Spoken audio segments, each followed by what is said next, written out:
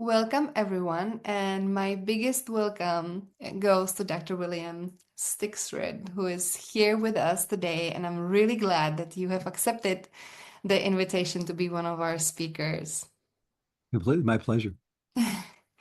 You are a clinical neuropsychologist. You are the founder of the Stixrud Group and a faculty at Children's National Medical Center at GWU School of Medicine. You are best known to be the co-author of the best-selling book, The Self-Driven Child, which has now been translated to more than 20 languages, even to Czech now. I saw it yesterday. And with over 1 million copies sold all over the world. You are also the co-author of What Do You Say? And newly, also the 7 principles for raising a self-driven child, which came out in March, as you said. What did I forget to say, and what can you add? I play in a rock and roll band. Uh, Wow. so Perfect. and I'm happy to be here. I love talking about this stuff, and I'm just delighted to be with this international group. Thank you. Thank you. Okay, so Bill, if you want, you can share your presentation and we can start. Let's do. You see the slide? Yes, we see the Okay. slides. Okay. So here's what I'm going to talk about. I'm going to talk about this nurturing a sense of control in young children. All three of our books are focused on the importance of young people, even young children, having a sense of control over their own lives. I'm going to talk more about what that is, what a sense of control is, why it's so important, and how we can nurture it in young children. I'll also make some comments about the way Montessori education beautifully nurtures the sense of control. And Lucy mentioned our three books. The second one, What Do You Say? Is giving parents and educators language for communicating with kids that support that self-driven, self-motivated, self-regulated quality in kids. And then the third book is simply it's a workbook because if we give kids control, we have to trust them. And it can be stressful for us because it means that we have less control. And as I'll explain in a minute, a low sense of control is the most stressful thing you'd experience. So let me tell you what it is. And you'll see in the slide that it said it's a basic biological and psychological need. And it really seems to be a driver of evolution that you think about a baby, the study of 4-month-old infant, that you condition the infant to, if you pick up a rattle, you just shake it, and then you give it a little treat. And eventually the infant learns that shakes the rattle, gets the treat. If you just give the infant a treat without making it shake the rattle first, it gets mad. It wants to earn it. It wants to do it itself. And you think how young children start to say, "You aren't the boss of me. I can do it myself." Like that. It's just a basic biological and psychological need. And my co-author and I think about it in these two dimensions. One is the sense that I can manage my life, which combines a sense of autonomy or agency and confidence that I can handle stressful situations. And these two things actually come from different lines of research, but it's that confidence, I can manage my life, and I'm not helpless, I'm not hopeless like that. And the objective part of that is the brain state that supports this sense of control, where your prefrontal cortex, the most recently evolved part of your brain, that can think clearly, can go into the future and the past, put things in perspective, can calm yourself down when you start to get stressed. The prefrontal cortex regulates the rest of the brain. And whether you're 2 or whether you're 72, that when you're in your right mind and you're focused and you're goal directed and you're involved in what you're doing and you aren't exhausted and you aren't highly anxious, your prefrontal cortex is regulating the rest of the brain. And what we want for them as they get older is to develop very strong connections between the prefrontal cortex and the amygdala and the deep stress circuits in the brain. So that prefrontal cortex continues to regulate the brain, put things in perspective, and kind of be able to solve problems. So it's these two aspects. What it isn't, as you can read, is that feeling helpless or hopeless or what's the point? Nothing I can do about it. And it's also not feeling really anxious or highly stressed, overwhelmed, or just obsessively driven. So that's what it is. And let me tell you why it's such a big deal.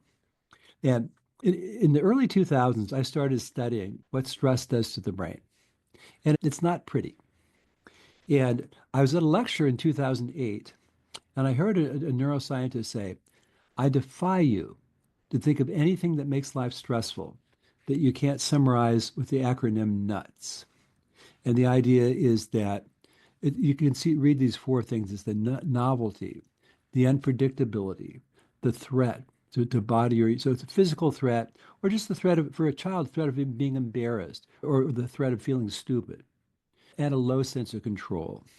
And it turns out that this healthy sense of control is the key to mental health because all mental health problems, whether it's anxiety, depression, an eating disorder, substance use disorder, they're all related to a low sense of control. And a low sense of control they're all stress related. They all involve a dysregulated stress response.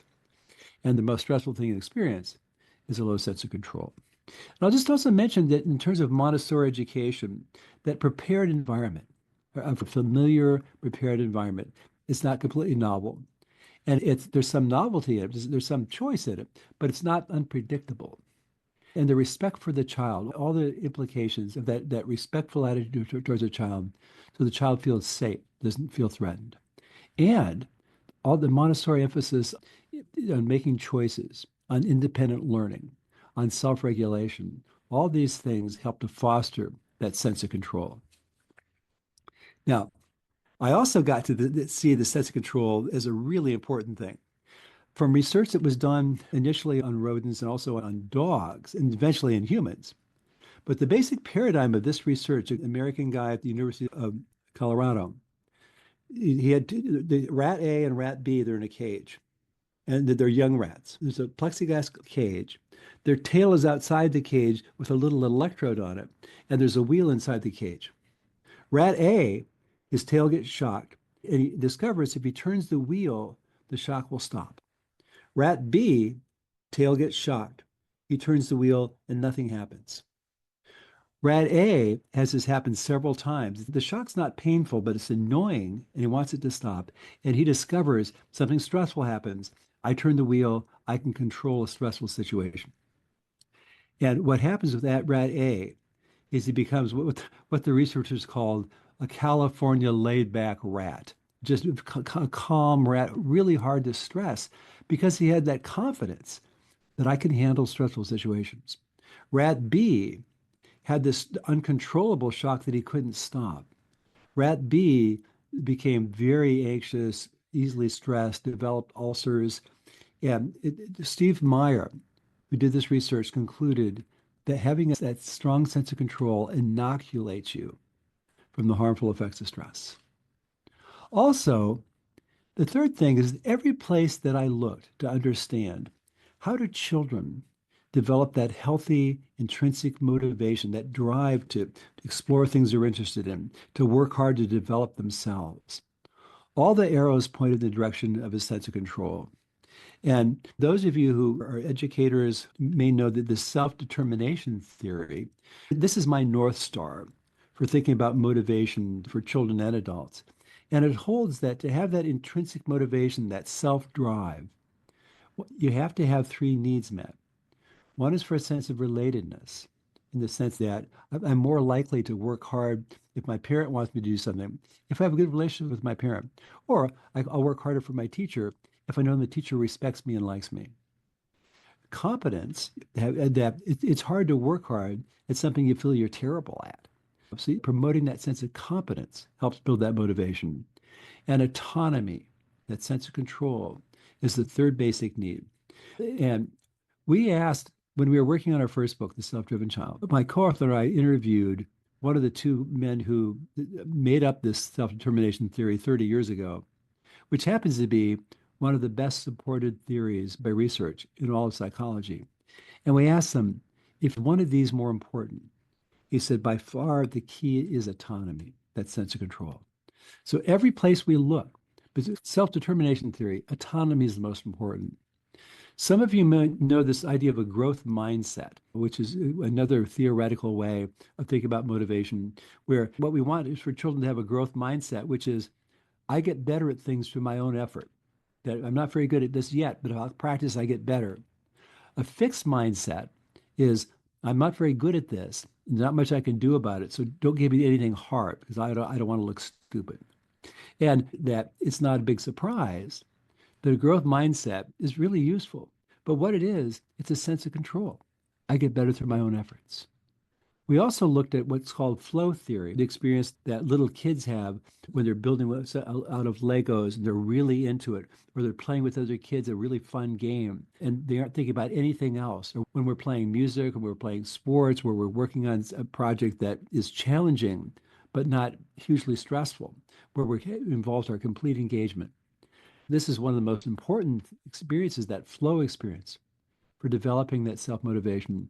And it only happens if it's voluntary. If you had to tell a kid to go out and exercise, it feels like work. But a kid on his own works hard to get better and better at his soccer game. That cultures that internal motivation, that self-drive. So what I'm going to do is talk about ways that as parents and educators, we can help young children develop this sense of control. And the first thing, and first I'll just mention for those of you who are educators that I have huge respect for teachers that before I became a psychologist, I taught kindergarten and early childhood special education. And I taught part-time while I was in graduate school. And then the 1 year I taught full-time, I had a headache every Monday. And I was just a terrible teacher. And I just have so much respect for people who are really good teachers. I needed an easier job, just working one-on-one with kids. And I'm pretty good at that. But I have so much respect for teachers. So I'm going to talk about some of the principles from our new book, The 7 Principles for Raising a Self-Driven Child. And I'll talk about 3 or 4. The number one is to put connection first. And for parents, it turns out that a close relationship with a parent is like a silver bullet protecting kids emotionally.